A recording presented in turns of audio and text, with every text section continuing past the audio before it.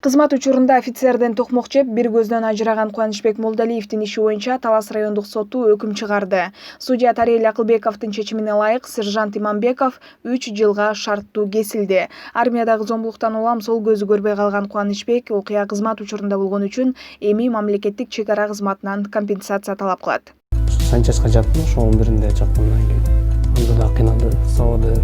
Окуя Талас облусунун Талас районундагы Көкөй айылында жайгашкан чек ара кызматынын 20-29 аскер бөлүгүндө 11 июнда 2018 жылы болгон. Кичи сержант Иманбеков Кубанычбекти автомат менен башка урган. Дарыланууга санитардык бөлүккө жаткандан кийин да кысымга алуусун токтоткон эмес. Уурулукка күнөөлөп, физикалык күч колдонуп, кур жана жыгач таяк менен сабаган. Баса ал күнү токмок жеген жалгыз Кубанычбек эмес. Кылым шамы коомдук фонду билдиргендей, жанында дагы бир адам болгон, бирок ал арыз жазуудан баш тарткан.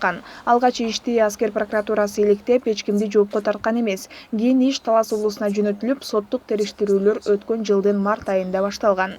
В декабре 2019 года принял к своему производству судья Акылбеков.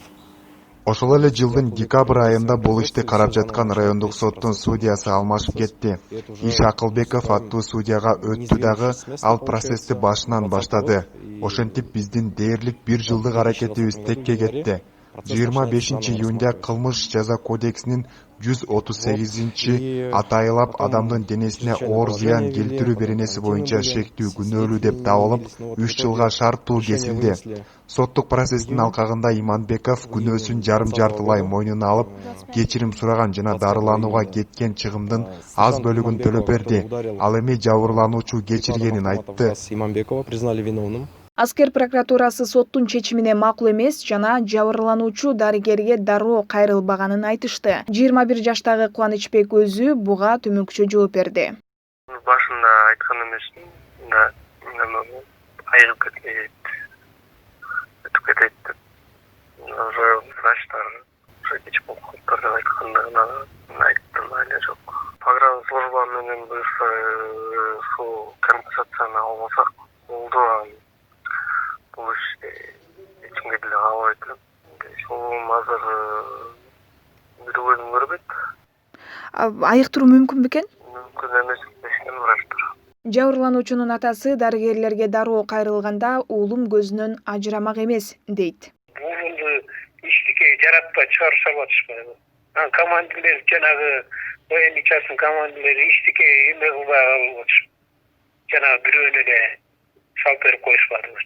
Тигилер частан 42 күн кармап жатып алган. Эртерээк алып келсе көзү көрүп калмак беле ошо врачтар ошентип айтат. 2,5 жылдан бери чарчады уже, мен ишенбей деле калганмын. Вообще мен өзүм баяндырыпмын, балдарды армияга баргыла, ата мекенди коргогула деп окутам балдарды мен 30 жылдан бери. Балдарга айткым да келбей калды. Ушул окуядан кийин 2 жылдан бери көп окуяны көрдүм, уктум да менчи ошо. Экеле менин уулум эмес, өлүп калган балдар көп экен. Уулун армияга жөнөткөнүнө абдан өкүнүп жүргөнүн айткан ата окуядан кийин баласы өзгөрүп, оор сокку алганын кошумчалады. Мурдагыдай эмес. Тасынан ошо башынын аябайлай кеткен окшойт ошо. Айна койду мен, шаарга барам деп, менин башым бар деп. Военкоматтан кетип атканда эле айткан, жаңы сулуңуз экен, алууга калбашы деген. Беш воендик болсом, барып келсин университетке барам деп атат. Эгер эмнече калам деп атат дегенден бар дегенде мындай болоорун кайдан билдим. Кызмат өтөп жүрүп суицидке барган учурлар тилекке каршы көп эле кездешет. Ошол эле учурда зомбулукту ачык айтып чыккандар аз. Эң өкүнүчтүүсү Кубанычбектин оорусу экинчи көзүнө да өтүп кетиши ыктымал деген божомолдор бар.